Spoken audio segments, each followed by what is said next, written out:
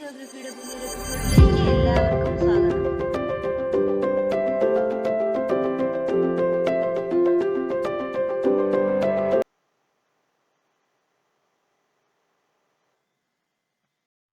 UGC net paper 1 important ആയിട്ടുള്ള ഒരു unit ആണ് higher education.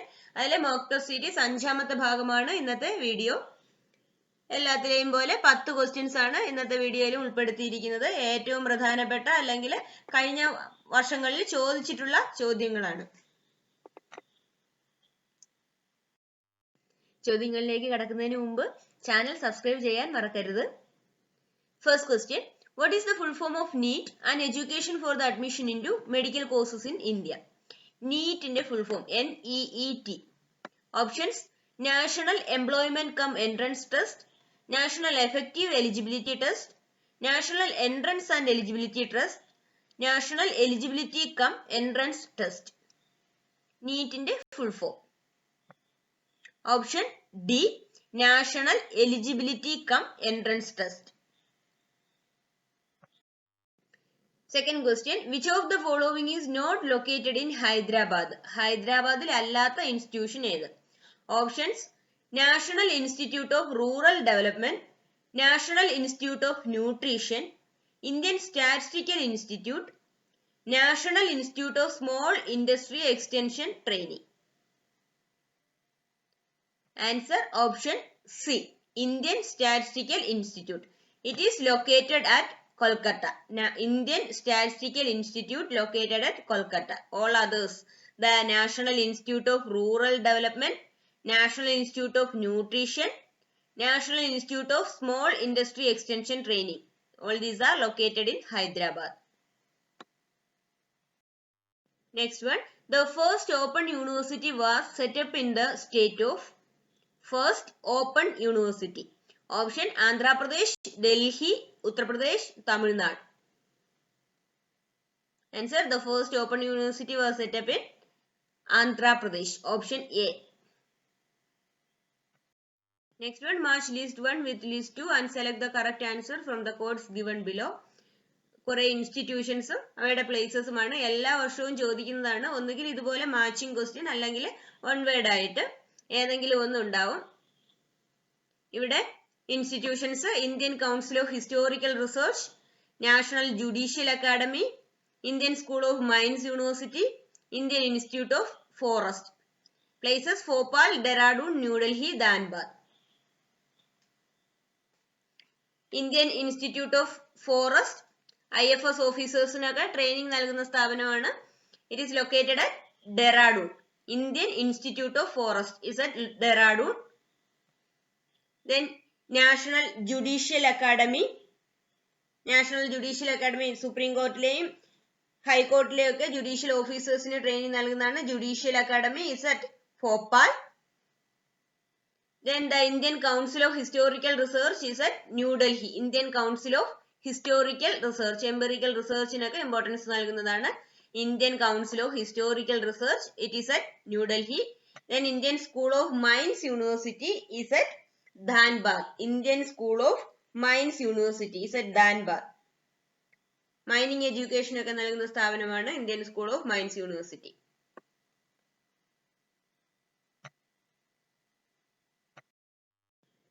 Next question, number of regional officers of UGC. UGCയുടെ regional officers എത്രയാണ്? Options 8, 7, 6, 5. Number of regional officers of UGC is 6 ആണ്. Answer 6 ആണ്. ഓപ്ഷൻസിൽ 6 ഇല്ല എന്നുണ്ടെങ്കിൽ 7 ആണ് answer. 6 regional officers and plus 1 head quarter, അങ്ങനെ 7 ഓഫീസേഴ്സ് ആണ് ഉള്ളത്. 6 ഉണ്ടെങ്കിൽ റീജിയണൽ ഓഫീസേഴ്സിൽ 6 ആണ്, 1 ഹെഡ് ക്വാർട്ടേഴ്സ് ആണ്. UGC's headquarters is located at New Delhi. Regional offices are Pune, Bhopal, Kolkata, Hyderabad, Guwahati and Bangalore. 6 regional offices of UGC: Pune, Bhopal, Kolkata, Hyderabad, Guwahati and Bangalore. UGC സ്ഥാപിച്ചത് UK-യിലെ university grand committee എന്നതിന്റെ മോഡലിലാണ്. University grand committee of UK.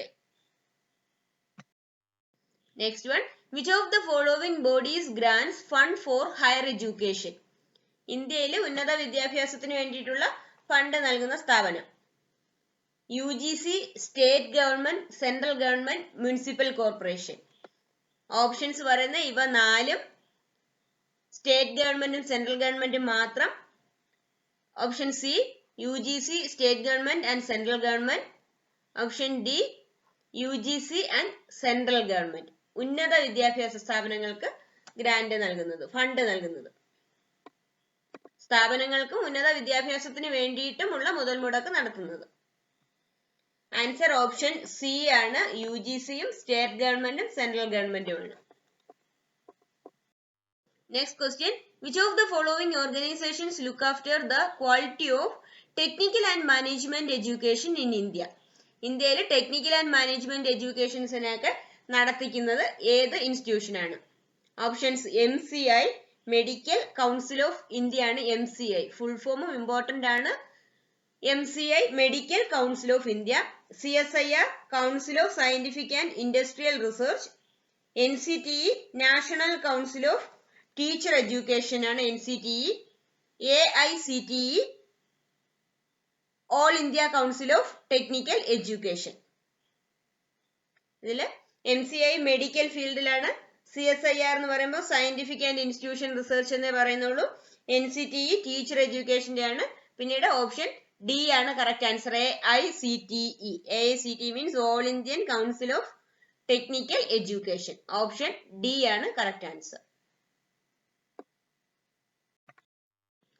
Next one, what is the name of the research station established by the Indian government for conducting research at Antarctica?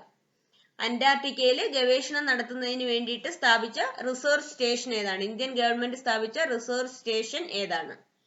Options Dakshin Gangotri, Yamunotri, Dakshinayan, Brahmaputra. Answer option A ആണ്, ദക്ഷിൺ ഗംഗോത്രി ആണ്.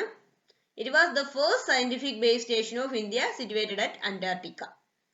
2500 kilometre south പോളിൽ നിന്നും 2500 kilometre അകലെയായിട്ടാണ് ഇത് സ്ഥാപിച്ചിരിക്കുന്നത്.